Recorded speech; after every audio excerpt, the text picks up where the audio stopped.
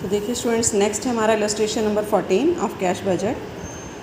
From the following budgeted figures prepare a cash budget in respect of 3 months to June 30, है ना। तो जून 30 तक आपको अप्रैल मई जून 3 महीने का कैश बजट बनाना है। And these information are given. January to June आपको सेल दी है, मटेरियल दिया है, वेजेस दी है, ओवरहेड दिया है। आगे देखिए इसने बताया expected cash balance on 1 April 2011 was ₹10,000। 10,000 का अपना ओपनिंग बैलेंस है। अदर इंफॉर्मेशन इसने दी है। Material and overhead are to be paid during the month following month of supply. जिस महीने में सप्लाई है उससे अगले महीने में मटेरियल और ओवरहेड की पेमेंट हो जाएगी। वेजेस की पेमेंट होगी during the month in which they are incurred. जिस महीने में हुए हैं उसी महीने में वेजेस की पेमेंट होगी।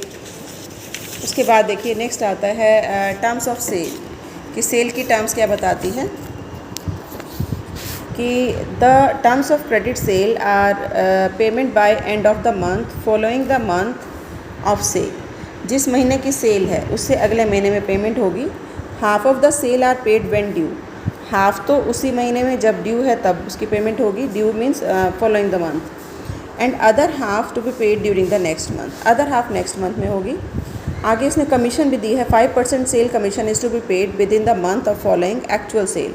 जब एक्चुअल सेल हुई है उससे नेक्स्ट मंथ में आपको 5% की सेल कमीशन पे करनी है।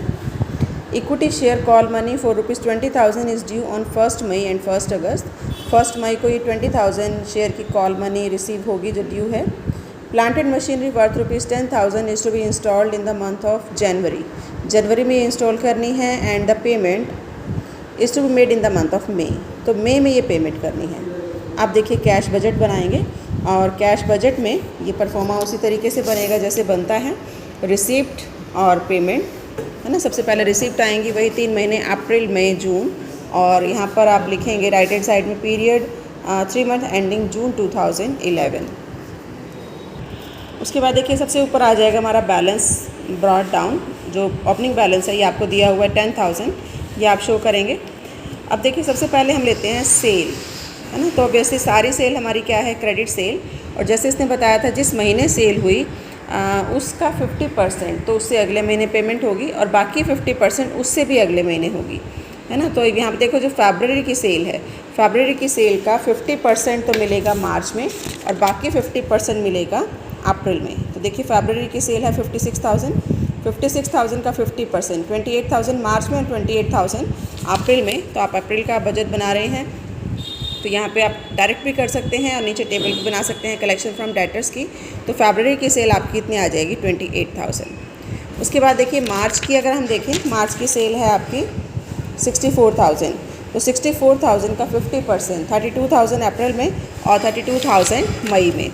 तो ये देखिए अप्रैल में 32,000, मई में भी 32,000। ऐसे ही जो मार्च की सेल है ये हो गई। उसके बाद देखिए नेक्स्ट जो आपकी सेल है अप्रैल की जो सेल है वो 50% मई में और 50% जून में। ऐसे ही जो मई की सेल है वो 50% जून में 42,000। तो ये हम शो करेंगे। एक शेयर कॉल मनी आपको ऊपर बता रखी थी कि equity share call money 20,000 due है कब, 1 मई को और 1 अगस्त को। तो मई वाली यहाँ आ जाएगी। शेयर कॉल मनी रिसिप्ट में मई में 20,000। उसके बाद आप इसका टोटल करेंगे, ये आपका टोटल रिसिप्ट आ गया। अब देखिए डिसबर्समेंट या जो पेमेंट है वो कैसे होगी। सबसे पहले मटेरियल, इसने बताया था जिस महीने परचेज़ किया है उससे नेक्स्ट मंथ में पेमेंट होगी। तो अब ये देखिए हम अप्रैल का बना रहे हैं तो मार्च वाली जो पेमेंट है 50,000 वो पेमेंट होगी। तो देखिए मटेरियल में 50,000, 56,000, 62,000। ये मार्च वाली अप्रैल में, अप्रैल वाली मई में और मई वाली जून में। उसके बाद ओवरहेड, ये भी इसी तरीके से ओवरहेड की पेमेंट भी ऐसे ही है नेक्स्ट मंथ में। तो 6,800, 7,200 और 8,600। नेक्स्ट वेजेस का भी आपको इसी तरीके से पेमेंट दी हुई है कि जिस महीने की है उससे नेक्स्ट मंथ में। तो वेजेस आपकी आ जाएगी यही 12,400, 13,000 एंड 14,000। नेक्स्ट है सेल्स कमीशन। सेल्स कमीशन इसने बताया कि 5% सेल्स कमीशन है जो कि पे करनी है, लेकिन जिस महीने सेल हुई उससे अगले महीने कमीशन जो है वो पे की जाएगी। तो ये देखिए जो मार्च की सेल है 64,000, इसका 5%, लेकिन कमीशन मिलेगी कब, अप्रैल में। तो अप्रैल में आपकी कमीशन आ जाएगी 64,000 का 5% 3,200 और ऐसे ही आगे मई और जून का उसके बाद देखिए इसने बताया प्लांट एंड मशीनरी के लिए पेमेंट करनी है 10,000 की, जो कि ड्यू है कब, जनवरी में, और सेकंड है मई में। तो जनवरी वाली तो हो चुकी, मई वाली आप यहाँ पर शो कर देंगे 10,000। अब सिंपली जैसे करते हैं, रिसिप्ट में से पेमेंट माइनस होगी, तो देखिए फर्स्ट आपका माइनस में आ रहा है -2,400, ये अगले मई का ओपनिंग बैलेंस हो जाएगा -2,400। फिर आप रिसिप्ट का टोटल करेंगे, पेमेंट माइनस करेंगे, तो फिर अगेन -600, ये -600 फिर ऊपर जाएगा, और अगेन देखिए आपका माइनस में ही कैश बैलेंस है 7,400। तो ये था हमारा इलस्ट्रेशन नंबर 14। उसके बाद देखिए नेक्स्ट आता है इलस्ट्रेशन नंबर 15। तो देखिए इलस्ट्रेशन 15 में, from the following information prepare a cash budget for the month of January to April. January to April आपको बनाना है, ये आपको डिटेल दी हुई है, एक्सपेक्टेड सेल है, एक्सपेक्टेड परचेज है। आगे देखिए, wages to be paid to workers ₹6,000 each month.